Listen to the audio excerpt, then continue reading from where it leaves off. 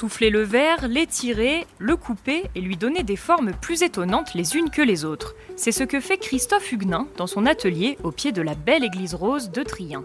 Depuis 2000, c'est là qu'il s'est installé et c'est d'ailleurs un peu par hasard qu'il a décidé de faire ce métier. J'ai eu la chance, à l'époque où je devais me lancer trouver une voie professionnelle, disons. J'avais donc quelque chose comme 16 ans.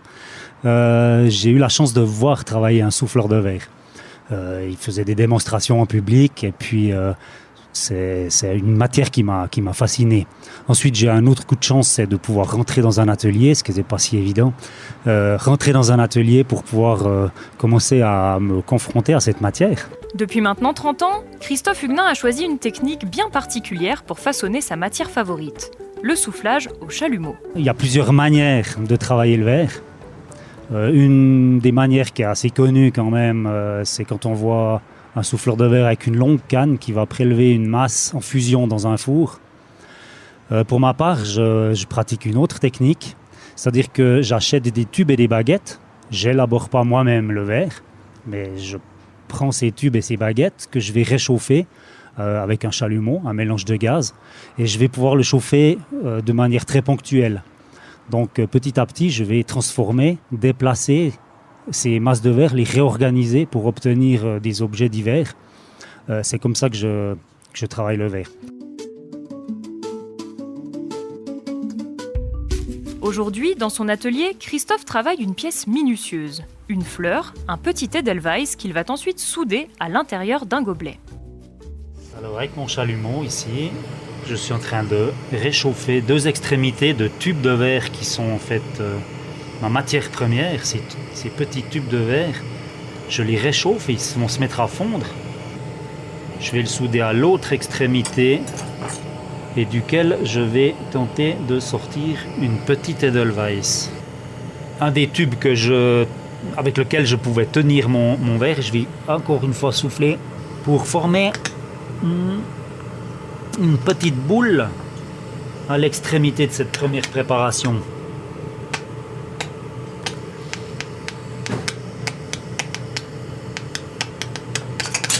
Maintenant, avec une petite palette en graphite, je veux aplatir cette petite boule. Ça va me donner la base de la corolle de cet edelweiss. C'est là-dessus que je vais monter les pétales maintenant. Après la tige et la corolle, Christophe s'attaque aux pétales. Il y en aura 10 au total. Voilà, j'ai posé maintenant les 10 masses dont j'avais besoin pour faire les pétales de cet edelweiss. Je vais donc maintenant réchauffer successivement toutes ces petites masses. Alors avec une petite flamme bien focalisée, je réchauffe le premier pétale. Puis avec une petite pince en inox, je vais lui faire une rainure au milieu. Et à présent, je réchauffe juste l'extrémité. Et puis j'étire, ça s'affine. Je lui donne une petite inclinaison. Puis là, j'ai mon premier pétale.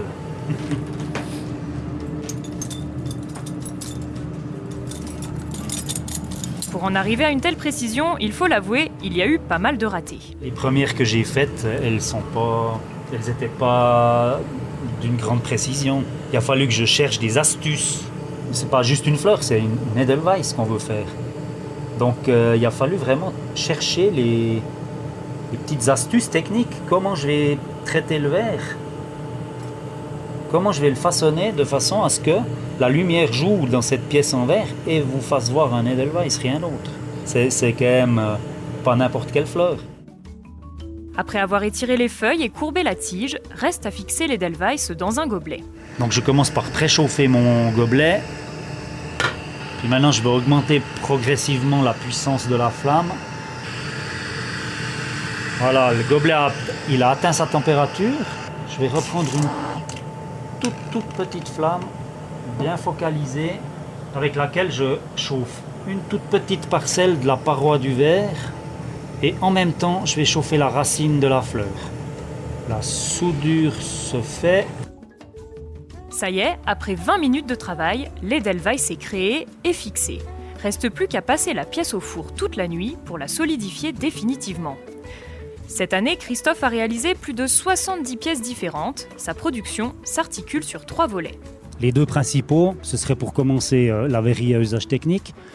C'est des appareils pour les laboratoires, c'est la fabrication de prototypes pour de la chimie par exemple. Deuxième volet, c'est plutôt le côté décoratif, on va dire. Hein. Je fais beaucoup d'articles cadeaux personnalisés. Je vais composer des petits sujets, ça peut être des personnages, des animaux, et puis je vais les intégrer dans des carafes, dans des verres. Je vais faire des lampes, je vais faire des statuettes aussi. Voilà, ça va donner un certain nombre de pièces pour l'article cadeau principalement. La restauration, c'est une part plus faible de ma production, mais c'est vrai qu'on pourrait résumer ça comme ça. Pensez que si vous avez un objet ancien, par exemple, prenons l'exemple d'une lanterne, vous avez le globe qui est cassé, il faut refaire un globe mais qui est sur mesure, qui va dans cette lanterne. Pour plus d'informations ou encore pour visiter l'atelier de Christophe Huguenin, rendez-vous sur www.pyrovert.ch.